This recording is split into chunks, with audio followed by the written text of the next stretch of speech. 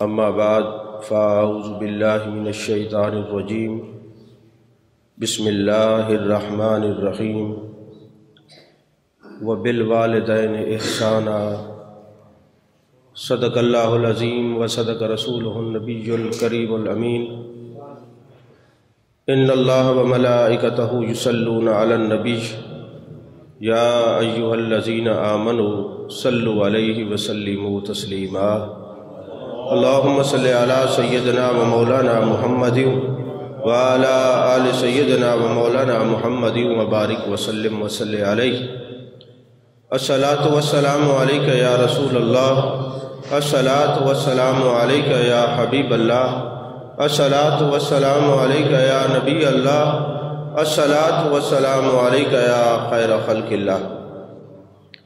تمام تعریفیں اللہ تبارک و تعالیٰ کے لیے ہے، جو خالق کائنات بھی ہے، مالک شش جہات بھی، جو احد بھی ہے، صمد بھی ہے، جس کی شان لم یلد بھی ہے ولم یولد بھی۔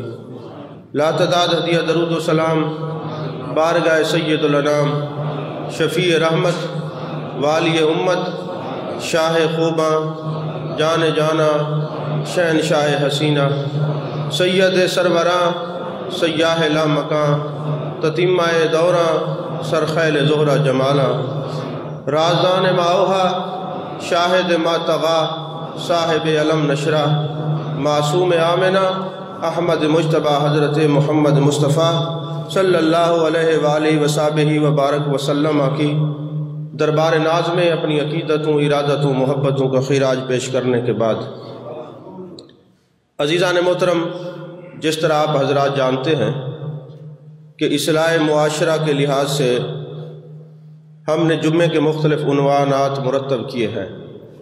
حسد، غیبت، چغلی، بغض، اس پر آپ کافی سیر حاصل گفتگو سماعت فرما چکے۔ آج کوئی بے راہ روی کی ایسی ہوا چلی ہے، چھوٹے پر شفقت اور بڑوں کا احترام لوگوں کے دلوں سے نکلتا جا رہا ہے، جبکہ میرے آقا کریم صلی اللہ علیہ وآلہ وسلم نے ارشاد فرمایا، من لم یرحم صغیرنا ولم یوقر کبیرنا فلیس منا، جو چھوٹے پر شفیق نہ ہو اور بڑے کا احترام کرنے والا نہ ہو وہ میرا نہیں ہو سکتا۔ یعنی محبوب علیہ السلام نے یہ بتایا ہے کہ میرے کون کون سے ہیں۔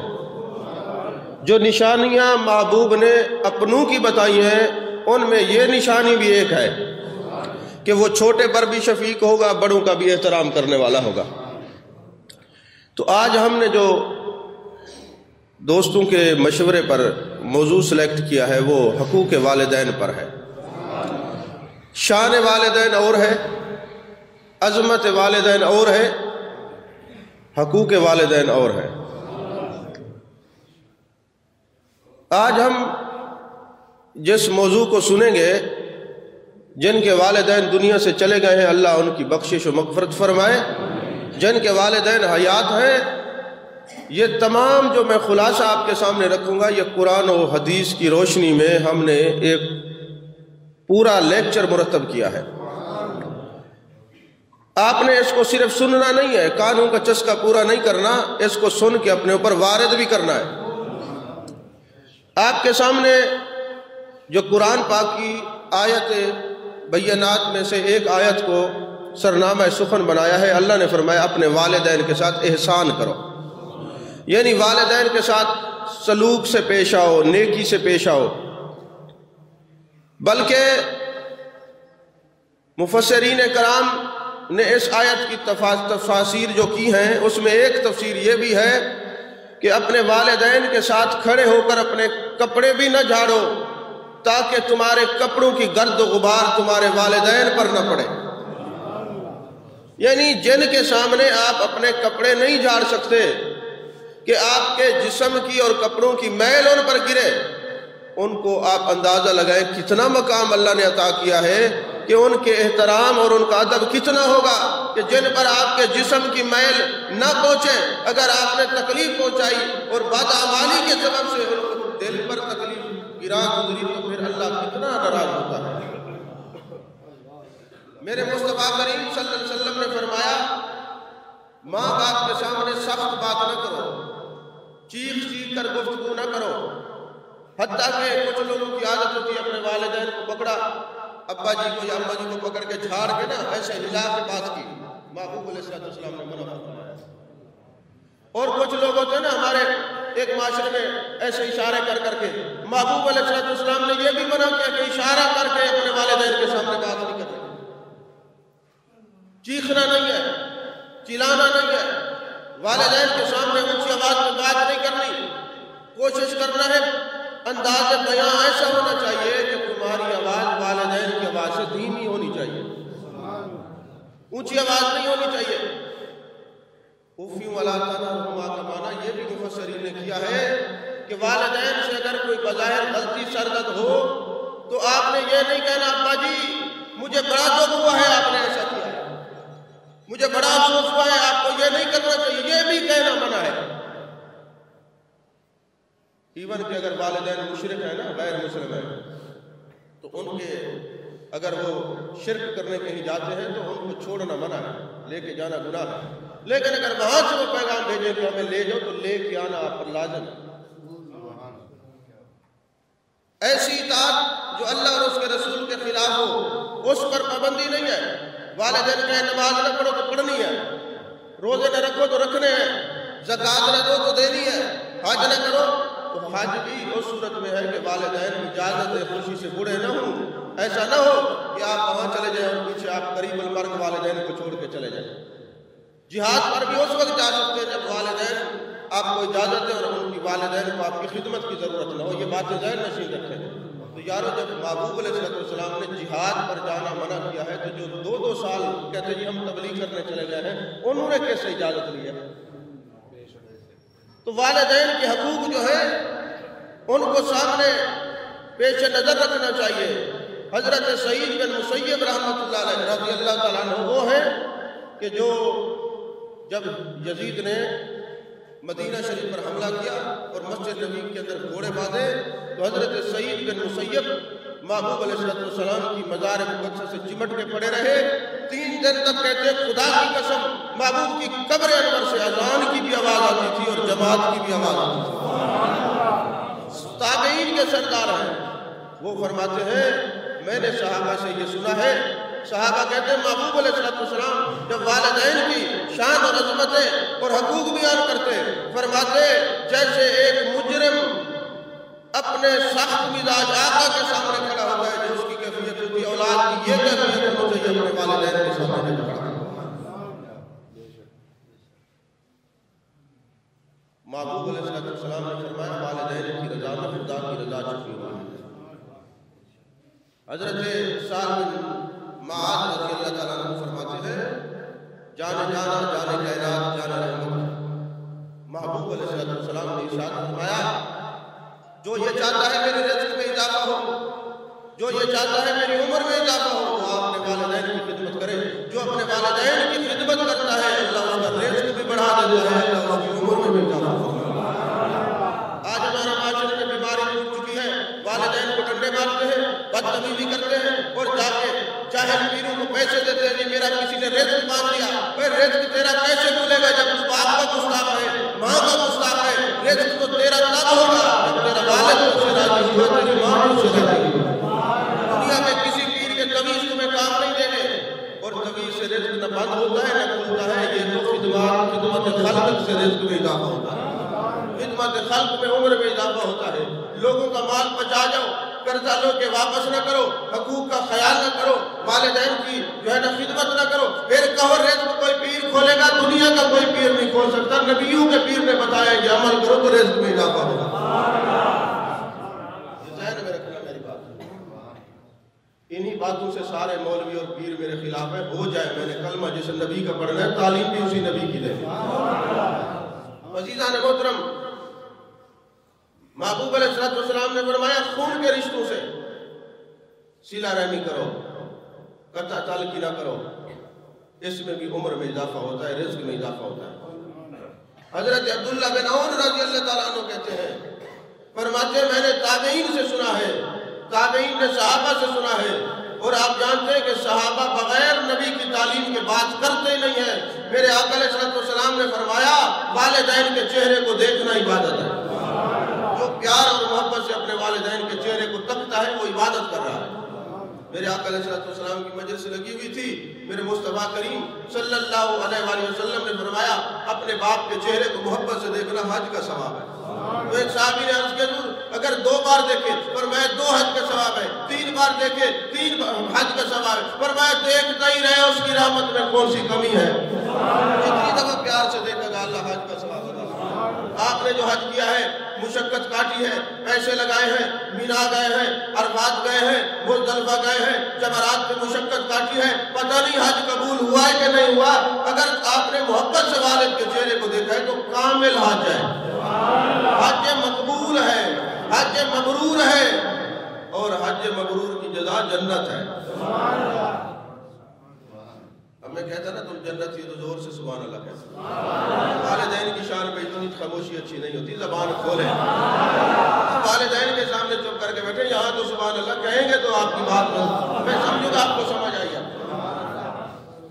ہاں یہ سارے ہمارے نقیب محفل اور قوال اور ناز خانوں نے ہمارے مسلک کا بیڑا کر دیا. ایسے ایسے نظریے میں جی تم جنت میں چلے جاؤ گے, جنت ملے گی اچھے عمل سے. عمل سے زندگی بنتی ہے, جنت بھی جہنم بھی. یہ خاک ہی اپنی فطرت میں نہ نوری ہے نہ ناری. سمجھ میں آ رہی ہے بات کہ نہیں؟ عزیزان محترم, محبوب علیہ السلام نے فرمایا والدین کے ساتھ نیکی کرو, حسن سلوک کرو.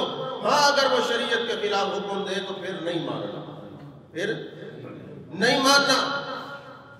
آج ہمارے معاشرے میں ایسی بیماری ہے, بندہ فوت ہو جاتا ہے نا, مرنے سے پہلے کہہ دیتا ہے وہ جی فلاں بندے کو میرے جنازے میں نہیں آنے دینا, یہ وصیت باطل. فلاں سے کفن نہیں ڈلوانا میرے اوپر, یہ وصیت باطل ہے. یہ وہ صاحب کی مرضی ہے, جس کو آنے دے یا نہ آنے دے. جس کے خون کے رشتے ذاتی وجہ سے رنجش میں مبتلا ہوں گے, ناراض ہوں گے, اللہ اس کی کوئی عبادت قبول نہیں کرتا, اس کے منہ پہ مار دی جاتی ہے. اب دیکھیں یہ جہالت نہیں ہے, بندہ جا رہا ہے اللہ کے پاس اور اللہ کے احکامات کو پسے پشت ڈال رہا ہے, نبی کی تعلیمات کو پسے پشت ڈال رہا ہے, اور کہ مر جاؤں تو فلاں کو کفن نہیں پہنانے دینا, فلاں کو آنے نہیں دینا, فلاں یہ وصیت باطل ہے. اللہ اس سے ناراض ہوتا ہے, اس کے محبوب اس سے ناراض ہوتا ہے. یہ وصیتیں ایسی نہ کیا کرو, یہ وہ صاحب کی مرضی ہے.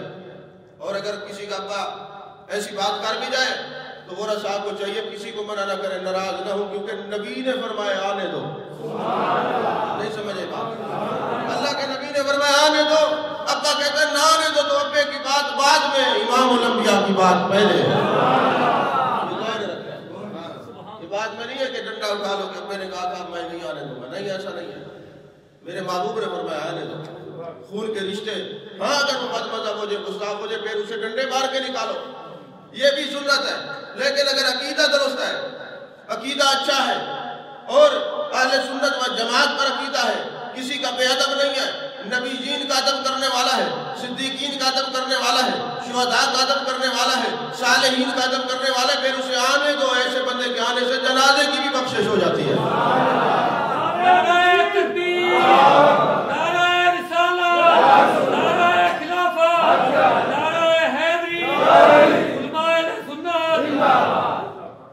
توجہ ہے آپ.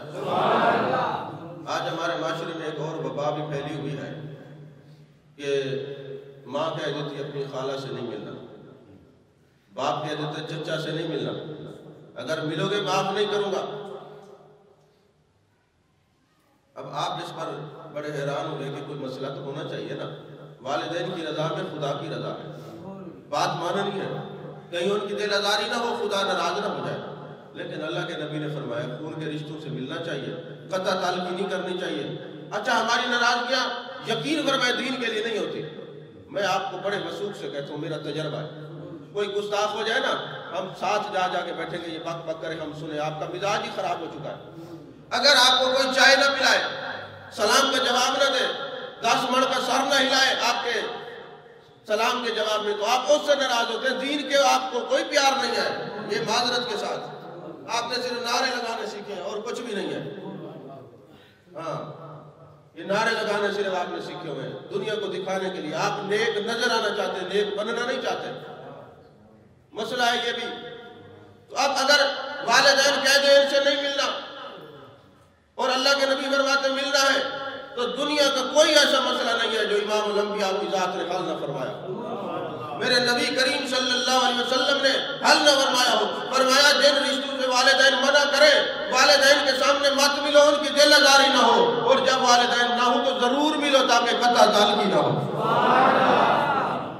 قطع تعلقی نہ ہو یہ مسائل ذہن میں رکھنے چاہیے اگر آپ نفل نماز پڑھ رہے ہیں نفلی عبادات کر رہے ہیں ادھر سے آپ کے والدین نے آپ کو بلا لیا نفلی نماز ترک کرتے پہلے والدین کی بات کو سنیں والدین جن کاموں سے منع کریں اولاد پر لازم ہے کہ اجتناب کرے اولاد پر واجب ہے کہ اپنے والدین پر خرچ کرے پہلے خرچ والدین میں کرے باقی دوسرا درجہ گھر والوں کا یہ مسئلہ ہے اور اولاد پر لازم ہے کہ والدین کی خواہش اور پسند اور ناپسند کو مطلوب بنائے اور اس کی تلاش کریں اور ایک حدیث پاک میں پڑھ رہا تھا اس میں لکھا ہوا تھا کہ جب والدین بوڑھے ہو جاتے ہیں نا تو ظاہر ہے جب بندہ بوڑھا ہو جاتا ہے اس کا پیشاب بھی نکل جاتا ہے کپڑوں میں اور یہ فطری بات ہے کہ پیشاب سے بندے کو نفرت ہے گھن آتی ہے آنی بھی چاہیے لیکن اگر والدین کا پیشاب نکل گیا ہے باپ ہے تو بیٹے کے لیے بیٹا اور ماں ہے تو بیٹی کے لیے حکم یہ ہے کہ اگر ان کے پیشاب کی جو بدبو ہے وہ آ رہی ہو بیٹا یا بیٹی اس وجہ سے منہ نہ چھپائیں کہ میرے باپ کی دل آزاری ہوگی کہ یہ مجھ سے نفرت کرتا ہے منہ نہ چھپائیں اس بدبو کو برداشت کریں تو جب لوگ جنت میں جائیں گے یہ 500 سال پہلے جنت میں جائے گا یہ 500 سال پہلے جنت میں جائے گا کہ اس نے والدین کی اتنی بھی دل آزاری برداشت نہیں کی اتنی بھی دل آزاری برداشت نہیں کی عزیزان محترم والدین کے ساتھ احترام وقار اور شائستگی کو اپنا شعار بنائیں والدین کی آواز سے آواز دھیمی رکھیں اور محبوب نے فرمایا قرب قیامت کی نشانی میں ایک نشانی یہ ہے کہ اولاد اپنے والدین کو گھور گھور کے دیکھے گی اور ایسا ہے کہ نہیں ہے گھور گھور کے دیکھتے ہیں ابا جی آپ نے یہ جو فیصلہ کیا مجھے پسند نہیں ہے مجھے بڑا افسوس ہے اس بات پر یہ بھی منع ہے قرآن پاک میں اللہ نے اوفیوں والا تارنما آپ پڑھے تو صحیح اوف تک نہیں کرنی یہ والدین کا مقام ہے ماں باپ کو ان کا نام لے کے نہیں بلانا چاہیے مجھے بتائیں اپنے ماں باپ کو اگر نام لے کے نہیں بلا سکتے تو اللہ نے تو اپنے نبی کے بارے میں فرمایا ہے نام لے کے نہ بلائیں یا رسول اللہ کہا کریں یا حبیب اللہ کہا کریں یا نبی اللہ کہا کریں یا شفیع اللہ کہا کریں یعنی ادب سے بلایا کریں اور فرمایا کہ جب آپ اپنے والدین کی طرف جا رہے ہیں اب میں یہ مسئلہ کسی سے پوچھ لوں نا تو میرے خیال میں اللہ ماشاءاللہ کسی ایک کو آتا ہوگا والدین آپ اپنے والد کے ساتھ جا رہے ہیں اب ترتیب کیسی ہے کیسے چلنا چاہیے باپ کے دائیں طرف چلنا چاہیے یا بائیں طرف چلنا چاہیے آپ کہیں گے ہمیں پتہ ہی نہیں ہم نے صرف کل خانی کے چاول کھائے ہم نے تو صرف نعرے مارے ہیں اور کچھ نہیں کیا ہماری تو دین کی یہ خدمتیں ہیں ہمارے تو خطیب بات کرنے سے ڈرتے ہیں کہ لوگ گل پڑ جائیں گے کہ سچ کیوں بیان کر رہے ہو وہ تو جتنا جھوٹا یہ نہیں دیکھتے کہ یہ جو موت ہوا اس کے بچے بالغ ہیں نابالغ ہیں نابالغ بچے ہوں ان کی کل خانی وراثت میں سے کل خانی کرو گے جو بھی کھائے گا اس نے حرام کھایا آپ نے کبھی دیکھا ہے جا کے جو چیز ملتی ہے پی جاتے ہیں کبھی غور بھی کیا کہ جس کی کل خانی ہے اس کے بچے بالغ ہیں نابالغ ہیں نہیں بس کل خانی کے چاول پکے میں بس کھاؤں اپنا مزاج انسانوں والا کریں تام المیت یمیت القلب جہاں موت کی ہو جائے ہر صاحب حیثیت پر اس گھر کا کھانا ایسے ہے جیسے وہ کھائے گا اس کا دل مردہ ہو جائے گا آپ نے کبھی دیکھا ہے غور کیا نہیں بس کل خانی کرا لیں ایصال ثواب پر کوئی پابندی نہیں ہے جب مرضی کریں کرنی چاہیے ایصال ثواب کا کوئی منکر جو ہے وہ عقائد سے خارج ہو جاتا ہے ایصال ثواب لازم ہے لیکن اجازت کا معنی یہ تو نہیں ہے کہ آپ حلال حرام کی تمیز بھی چھوڑ دیں ایک جگہ کل خانی ہوئی مجھے دعا کے لیے بلایا تھا کیونکہ جہاں زیادہ علماء بیٹھے وہاں مجھے دعا کے لیے بلاتے ہیں تقریر کے لیے نہیں کہ یہ بات سچی کر دے گا پرابلم ہو جائے گا یا آپ جانتے ہیں میرا مزاج دنیا کے سارے خطیب ناراض دنیا کے پیر ناراض سارے ناراض میں نے کہا میں تمہارا کلمہ نہیں پڑھتا میں زہرا کے بابا کا کلمہ بات سچی کروں گا بات جو سچی ہوگی 5 بڑے بڑے خطیب تھے جبہ کبا و دستار باندھ کے آئے تھے پتہ لگتا تھا بايزید وقت بھی یہی ہے، جنید وقت بھی یہی ہے. جو فوت ہوا تھا اس کے پہلے بیٹے کی عمر جو تھی وہ 5 سال تھی، باقی اس سے چھوٹے تھے. اب میں نے تحقیق کی کہ یہ جو لنگر پکا ہوا ہے یہ کہاں سے آیا؟ انہوں نے کہا اس کی بیوہ نے پکایا ہے. میں نے کہا دیکھو کتنے پیسے لگے ہیں اس پر؟ انہوں نے کہا 20,000. میں نے جیب سے 20,000 نکالے. میں نے کہا یہ میں ہدیہ کرتا ہوں لیکن مسئلہ سمجھ لو. ہدیہ میں اس لیے کر رہا ہوں کہ جب میں کہوں گا یہ کھانا حرام ہے تو پھر یہ رزق کو تم گراؤ گے، کھاؤ گے. بظاہر تو کہو گے نا ہم گراتے ہیں، کھائیں گے پھر بھی صحیح. جو کہتے ہیں حرام ہے وہ بھی کھاتے ہیں، زیادہ وہی کھاتے ہیں. تو یہ 20,000 میں اس مرنے والے کی طرف سے ایصال ثواب کرتا ہوں، ہدیہ کرتا ہوں. یہ اب یہ لنگر ہے میری طرف سے، ہر بندہ کھا سکتا ہے. لیکن مسئلہ یاد رکھو، مسئلہ یہ ہے کہ اگر باپ فوت ہو جائے، بیٹے نابالغ ہیں اور وراثت میں سے جو پکے گا کول خانی میں جو بھی کھائے گا حرام. وہ ناراض ہو گئے سارے، اور آج تک ناراض ہے، اور اللہ کرے ناراض رہے. امام الانبیاء راضی ہو جائے. کسی سے کوئی غرض نہیں ہے. بہت سادہ ساسول دوستی کوثر اپنا، جو ان سے بے تعلق ہو ہمارا ہو نہیں سکتا. میں نے کبھی کسی کی جبہ دستار دیکھ کے مائل نہیں ہوا. میں جناب والا کسی کی لفظی گرامر کی چیزیں دیکھ کے ان کی طرف قائل نہیں ہوا. میں دیکھتا ہوں یہ میرے نبی کا ادب کرنے والا کتنا ہے، یہ میرے نبی سے محبت کرنے والا کتنا ہے، یہ میرے نبی کا پیار کرنے والا کتنا ہے، یہ میرے نبی کی بات کو ماننے والا کتنا ہے. اس کے علاوہ میرے سامنے کسی کا کوئی کرائیٹیریا نہیں ہے، کوئی معیار نہیں ہے. میرے لیے معیار محمد خضرہ کے مکی کی ذات. سمجھ میں آ رہی ہے بات ہے؟ عزیزان محترم، والدین جب جا رہے ہو، والدین کی دائیں طرف سے پیچھے تھوڑا سا پیچھے ہو کے چلنا چاہیے. یہ بھی ہمیں شریعت نے بتایا. آپ تو کوشش کرتے 2 قدم آگے چلیں. اور کئی تو بدبخت ہے اچھی پوسٹ پہ چلے جائیں تو والدین کو کہتے ہیں یہ ہمارے ملازم ہے، نوکر ہے. یہ بھی بدبختی کی معراج ہے، اعلیٰ درجے پر فائد ہے. فرمایا کہ اگر ماں باپ کی کوئی بات دل پر گرا گزرے تو آپ نے بوجھ محسوس نہیں کرنا. میرے آقا کریم صلی اللہ علیہ وسلم ایک مرتبہ مسجد نبی شریف میں ممبر پر جلوہ گر ہوئے. ممبر کی 3 سیڑھیاں تھیں. کتنی سیڑھیاں تھیں؟ یہ جو مساجد میں ممبر کی 3 سیڑھیاں بنائی جاتے ہیں یہ معبود کی سنت ہے. پہلی سیڑھی پہ قدم رکھا فرمایا آمین. دوسری سیڑھی پہ قدم رکھا فرمایا آمین. تیسری سیڑھی پہ قدم رکھا فرمایا آمین. اب صحابہ جو تھے انہوں نے دیکھا کہ کوئی دعا نہیں کر رہا، ہمیں نظر نہیں آ رہا، اور محبوب علیہ السلام آمین آمین کہہ رہے ہیں، فرما رہے ہیں. عرض کی اے جانے جانا ارشاد فرمائیے یہ آمین، نظر کوئی نہیں آ رہا. محبوب علیہ السلام نے فرمایا جب میں نے ممبر کی سیڑھی پہ قدم رکھا تو جبریل امی کہہ رہے تھے جو رمضان پائے مگر رمضان کے روزے نہ رکھے ہلاک. اچھا ایسی بات کرنے والا جبریل امی ہو اور آمین کہنے والا رسول امی ہو تو بندہ بغیر عذر کے روزے چھوڑے تو ہلاک نہیں ہوگا تو کیا ہوگا؟ پھر محبوب علیہ السلام نے فرمایا جبریل امی نے دوسری بات یہ کی ہے کہ جو والدین کو بڑھاپے میں پائے اور ان کی خدمت نہ کرے ہلاک ہو. میں نے کہا آمین. اور پھر فرمایا جس کے سامنے میرا نام یسم گرامیہ اور محبت سے درود نہ پڑے وہ بھی ہلاک ہو. یہ 3 باتیں محبوب علیہ السلام نے ارشاد فرمائی. ہمیں یاد رکھنا چاہیے کہ یہ کس نے کہا کہ ہلاک و جبریل امین ہے اور آمین کس نے کہی رسول امین ہے. ہمیں بچنا چاہیے کہ کہیں محبوب علیہ السلام کی اس بات کی زد میں ہم نہ آ جائیں. ہمیں روزے بھی رکھنے چاہیے، ہمیں کثرت سے محبت سے آپ کا نام آتے ہی درود و سلام بھی پڑھنا چاہیے، ہمیں والدین کی خدمت بھی کرنا چاہیے تاکہ جبریل امین خود نہیں آتا، وہ اللہ کے حکم سے آتا ہے. زمین پر محبوب امین خوش ہوں اور عرش بری پہ اللہ خوش ہو.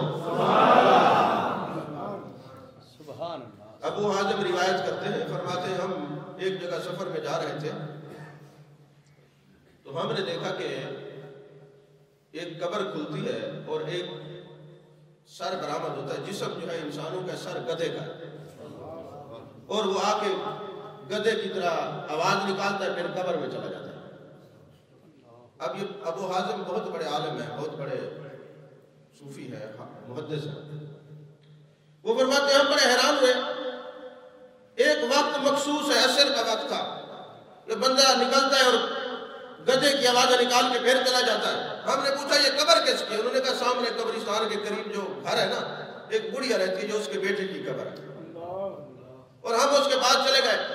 ہم نے کہا اماں جان کیا مسئلہ ہے؟ اس نے کہا یہ میرا بیٹا نماز نہیں پڑھتا تھا، روزہ نہیں رکھتا تھا، بیوی کے کہنے پہ مجھ سے لڑتا تھا، بدتمیزی کرتا تھا، بے ادبی اور گستاخی کرتا تھا۔ جب میں سمجھاتی تھی بیٹے نماز پڑھا کر، روزہ رکھا کر، بدتمیزی نہ کیا کر، تو یہ مجھے کہتا تھا گدھی خاموش ہو جا، ہر وقت گدھی کی طرح ہینگتی رہتی ہے۔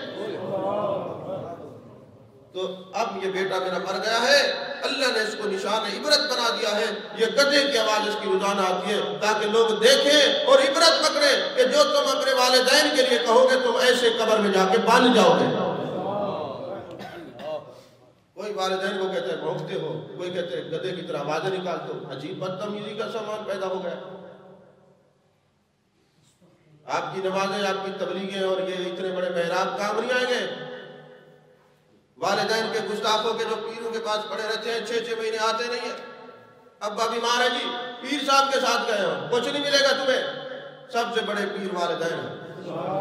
حضرت خواجہ قطب الدین بختیار کاکی رحمت اللہ علیہ فرماتے ہیں میں نے جب بھی جو کچھ مانگا ہے اپنی ماں کی دعا سے حاصل کیا۔ میری ماں میرے لیے دعا کرتی ہے۔ اپنے شیخ کے ہم اس لیے سوال نہیں کیا کہ ہم پیر تھے، ہم مرید تھے اپنے پیر کے، اپنی مراد کے مرید ہوتے تو سوال کرتے ہیں۔ وہاں تو ہم نے اللہ کو پانے کا راستہ سیکھا ہے۔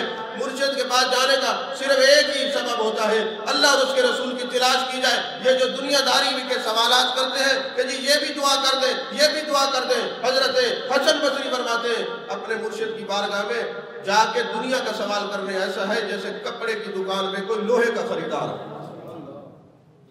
اور حضرت خواجہ حسن بصری رحمت اللہ علیہ کے پاس جب کوئی آتا نا کہ جی یہ بھی دعا کر دیں، یہ بھی دعا کر دیں، یہ بھی دعا کر دیں، آپ ٹھنڈا سانس نکالتے فرماتے جس کمینی دنیا کو ہم نے چھوڑ رکھا یہ پھر ہم سے دنیا مانگنے آتے ہیں۔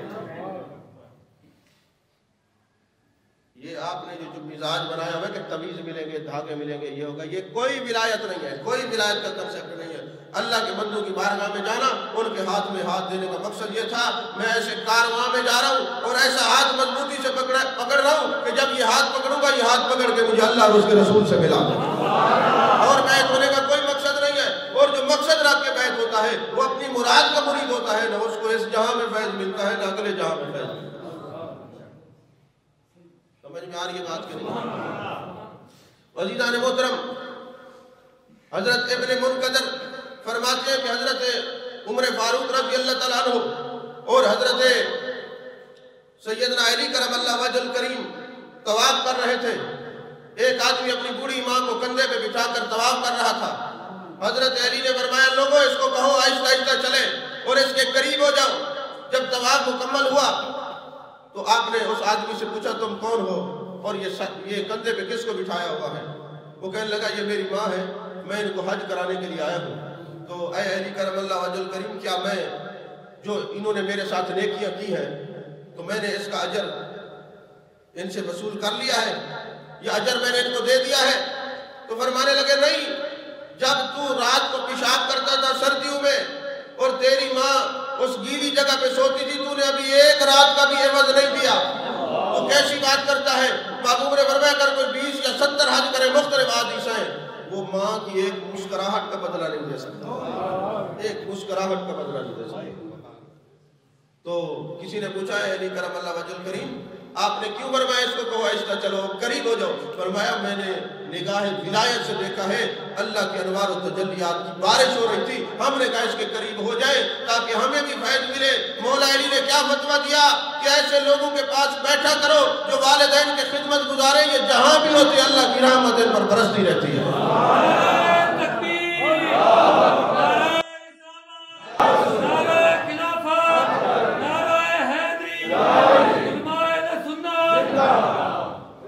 حضرت ابو ہریرہ رضی اللہ تعالیٰ عنہ آپ کا یہ معمول تھا کہ آپ دروازے پہ جاتے ہیں اور کہتے ہیں اماں اللہ کی آپ پر رحمتیں ہوں اور برکتیں ہوں، اور ماں کہتی بیٹے اللہ کی آپ پر بھی رحمتیں ہوں اور برکتیں ہوں، اور پھر دروازے پہ کھڑے ہو کے کہتے ہیں امی جان اللہ آپ پر رحم فرمائے جس طرح آپ نے بچپن میں مجھے پالا ہے، اور ماں جواب دیتی ابو ہریرہ اللہ آپ پر رحم فرمائے جس طرح جوانی میں تو میری خدمت کر رہا ہے۔ اور آپ دعا کرتے تھے اے اللہ مجھے بھی بخش، میری ماں کو بھی بخش، اور جو ہم دونوں کے لیے دعا کرے اس کو بھی بخش۔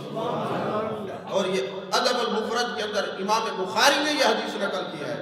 علامہ ابن سیرین جہاں بھی بیٹھتے اور کہتے اے اللہ حضرت ابو ہریرہ کو بخش، حضرت ابو ہریرہ کی اماں کو بخش۔ کسی نے کہا سید التابعین، وہ تو بخشائے ہیں، بیٹا صحابی ہے، ماں صحابیہ ہے، اور آپ بخشش کی دعا مانگتے ہیں۔ آپ فرماتے وہ خود فرماتے تھے اے اللہ مجھے بخش، میری ماں کو بخش، اور جو ہماری بخشش کی دعا کرے ان کو بھی بخش دے۔ پتہ چلا یہ جو بخشش کی دعا کرنا ہے دوسروں کے لیے، خود ہی اپنی بخشش کی دعا ہوتی ہے۔ حضرت باجدید ماں کا تعلق دیکھیں، حضرت باجدید بسطامی رحمت اللہ علیہ ساری رات ماں کی محبت میں پانی لے کے کھڑے رہے، ہاتھ پیالے کو جم گئے، اور جب ماں اٹھی تو بڑی دعائیں دی، اے اللہ یہ میں اپنا بیٹا تیری خدمت میں پیش کرتی ہوں، اسے قبول کر لے۔ ماں نے اجازت دی آپ بیٹے جاؤ جنگلوں میں عبادت کرو، ریاضت کرو، مجاہدہ مشاہدہ کرو، تبلیغ بعد میں کرنا، پہلے اپنا آپ سنوارو تاکہ تمہیں کوئی شکوہ نہ دے کہ گھر کو سنبھالو۔ پہلے تبلیغ کا طریقہ یہ اپنا آپ بناؤ، پھر لوگوں کو دین کی بات بتاؤ۔ ایسے نہیں ہے کہ اٹھ کے وہ پیغمبروں کا مشورہ ہے، بالکل ہے، کون انکار کرتا، لیکن انہوں نے پہلے اپنا آپ منایا ہے۔ پھر جب سرکار نے لوگوں کو بلایا تبلیغ کی تو آپ نے کیا کہا؟ اللہ کو مانو۔ آپ نے دسترخوان بچھایا، لوگوں کو کھانا کھلایا، اور فرمایا مجھے کیسا پایا؟ لوگوں نے کہا آپ کو صادق اور امین پایا ہے، تو فرمایا میرے کہنے پہ خدا کو مان لو۔ تو تبلیغ کا طریقہ کار یہ ہوتا ہے، دسترخوان بچھاؤ، لوگوں کو لنگر کھلاؤ، کردار سے اپنا آپ بناؤ، پھر خدا کا رستہ بتاؤ۔ یہ صرف اولیاء اور صوفیاء کا طریقہ ہے، اس وقت اور کہیں بھی نہیں۔ سمجھ میں آ رہی بات کریں؟ حضرت باجدید بسطامی رحمت اللہ علیہ 12 سال اللہ اللہ کرتے رہے۔ 12 سال کے بعد جب گھر آئے نا، رات کے پچھلا پیر تھا، اب دروازے پہ بیٹھ کے دستک نہیں دی کہ میری ماں کی نیند خراب نہ ہو۔ جب نالی سے پانی نکلتا نظر آیا نا وضو کا، تو سمجھ گیا کہ اماں جان اٹھ کے تہجد کی نماز پڑھ رہی ہے۔ اماں تہجد گزارے تو بیٹا بھی تو باجدید بسطامی نہیں سمجھ آئی بات۔ بیٹے بھی ایسے ہی پیدا ہوتے ہیں، ساری رات جو فلمیں دیکھتے تو بیٹے بھی آتے شوٹنگ کرتے آتے ہیں، پھر کہتے ہیں ہمارے بچے نافرمان، تم کون سی رب کی فرمانبرداری کر رہے ہو؟ خواجہ حسن بصری سے کسی نے کہا حضور اسم اعظم بتائیں، فرمایا تو اسم صغیر بتا، میں اسم اعظم بتاتا ہوں۔ نہیں سمجھ آئی بات؟ سارے اسم اعظم ہے، بات دراصل یہ ہے تم تسخیر کرنا چاہتے ہو، لوگوں کو مسخر کرنا چاہتے ہو، عزت تلاش کرنا چاہتے ہو، تم اپنے آپ کو رب رسول کے تابع کر دو، ساری کائنات تمہارے تابع ہو جائے۔ سیدھا سا اصول ہے، کسی وظیفے کی ضرورت تو بیٹھے رہے دروازے پر۔ جب ماں نے وضو کر لیا، آپ نے اندازہ لگایا تو دروازے میں دستک دی، دروازے میں دستک دی تو ماں نے کہا بیٹے باجدید ٹھہر جاؤ آ رہی۔ جب اماں آئی تو قدموں میں گر گئے، زاروں قطار روئے، اماں جان سمجھ نہیں آتا 12 سال کے بعد تیرا بیٹا لوٹ کے آیا ہے اور دروازے میں دستک تو نے پہچان لی۔ کہا بیٹے ماں کا رشتہ ہی ایسا ہے کہ ماں اپنے بیٹوں کے ہاتھوں کی لمس کو نہیں بھول سکتی، تیرے دروازے کی دستک نے بتایا ہے، اگرچہ 12 سال گزر گئے، یہ میرا بیٹا باجدید ہی ایسے دروازہ کھٹکھٹایا تھا۔ ماں باپ کبھی اپنی اولاد کی محبت کو نہیں بھولتے۔ اور پھر حضرت باجدید بسطامی اس درجے پر پہنچا، فقہا جو ہوتے ہیں نا، ان کی طبیعت مزاج بڑے سخت ہوتے ہیں، یہ بات کو ناپ تول کے جانچ کے اس کی پڑتال کر کے اس پر بحث کر کے پھر کوئی بات لکھتے ہیں۔ اور حیرت ہے فقہا نے اپنی کتابوں میں، فتوے کی کتابوں میں لکھا ہے کہ حضرت باجدید بسطامی رحمت اللہ علیہ جب دنیا سے جانے لگے، ماں کی دعا کا اثر دیکھیں، جب دنیا سے جانے لگے تو دیدار خداوندی و حاطب سے غیب آواز، یہ غیب سے آواز آئی، حاطب سے غیب سے آواز آئی، باجدید قیامت تک جس بندے کو تیرا نام یاد رہے گا وہ جنتی ہے۔ تو باجدید کا نام یاد رہے تو جنتی ہے، اور باجدید تو میرے نبی کے غلاموں کے غلاموں کے غلاموں کے غلاموں کا غلام ہے۔ ارے جن کے غلاموں کا نام یاد رکھنے والا، ان سے محبت کرنے والا جنتی ہے، خود نبی کا نام جو یاد رکھے، جو نبی سے پیار کرے، امام الانبیاء سے محبت کرے۔ اور میرے آقا نے فرمایا اللہ نے یہ لازم کیا ہے، قیامت والے دن جس کا نام محمد یا احمد ہوگا، اللہ فرمائے گا اس نام والے ایک سائڈ پہ ہو جاؤ، ایک سائڈ پہ ہو جاؤ، میں نے تمہارے اعمال نہیں دیکھنے، یار کے نام کو دیکھنا ہے، میں بغیر حساب کے جنت میں بھیجتا ہوں۔ میرے آقا نے فرمایا میرے نام کا جو بندہ دسترخوان پہ ہوگا تو وہ رزق کم نہیں ہوگا، اور جو اپنے بیٹے کا نام میرے نام پہ رکھے گا، بیٹا بھی جنتی ہے، باپ بھی جنتی ہے۔ آپ تو پھر فلمی ایکٹرز کے نام تلاش کرتے سہی نہ رکھ کی میں راس وقت تو کچھ چھڑوے سے نہیں ہے جنہیں نام رکھے دے نہیں سمجھے مجھے تو روزانہ ہی فون آتے ہیں ایسے فلانا نام رکھے سے کیسا ہے کیوں رکھے وہ یہ فلمی اداکار ہے نا ڈاڑا چنگا ہے کا نام رکھے میں کہ رکھ کرو ہمارا پیو تھی نا جڑے نبی کا کلمہ پڑھتے ہیں انہیں نام سے نام رکھا کرو میرے آقا علیہ السلام نے فرمایا سب سے بہترین اللہ کو جو نام پسند ہے وہ عبداللہ اور عبد الرحمن ہے اور پھر فرمایا جو میرے نام پر نام رکھے وہ جنتی وہ بیٹا جنتی وہ باپ جنتی اور پھر فرمایا جس گھر میں محمد نام کا بندہ رہتا ہو ساری رات فرشتے اس گھر کی نگرانی کرتے ہیں ہم مسلمان ہیں نا ہمارا میں اپنی بات کو میرا نام ہے نا محمد ارشد اصل میرا نام محمد ہے ارشد اس لیے رکھا ہوا ہے کہ جب کوئی بغض کرے کوئی گستاخی کرے تو ارشد کی کرے محمد کی کرے ہی نہ ہم مسلمانوں کا اصل نام صاحب کا محمد ہی ہے اپنے بچوں کا نام جو بھی رکھے محمد رکھا کرے اس نیت سے کہ محبوب کے نام پہ نام رکھ رہے نام ہم رکھ رہے ہیں اللہ غلام تو اس کو بنا دے تنگی وقت کا گلہ ہمیشہ رہتا ہے ابھی میں جو تیاری کر کے آیا تھا اس میں سے 1% بھی گفتگو نہیں ہوئی وقت ختم ہو گیا لیکن سمجھنے کے لیے ایک جملہ کافی ہوتا ہے ایک لفظ کافی ہوتا ہے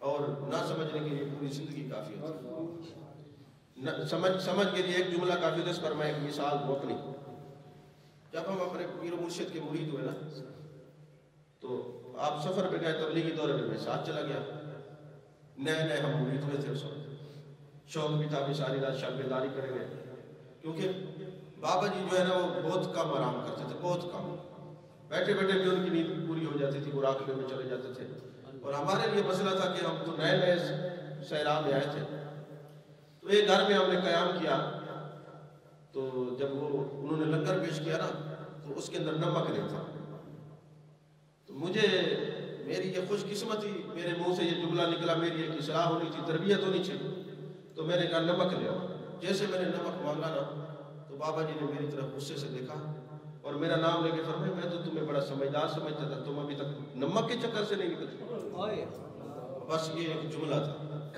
آج اس بات کو 30 سال گزر گئے مجھے آج بھی پتہ نہیں چلتا اس میں نمک ہے کہ نہیں کبھی نہیں پتا تو سمجھنے کے لیے تو ایک جملہ کافی ہوتا ہے میں سمجھ آ جاؤں اور نہ سمجھنے کے لیے ساری زندگی تقریریں تو ہم سنتے ہی ہیں روز ہی سنتے ہیں تقریریں یقیناً جو میں نے باتیں کی یہ بھی ان میں سے آپ نے اکثر سن رکھی ہیں سننا کمال نہیں ہوتا سن کے اپنے پر وارد کرنا کمال اللہ تعالیٰ میری معلومات کو قبول فرمائے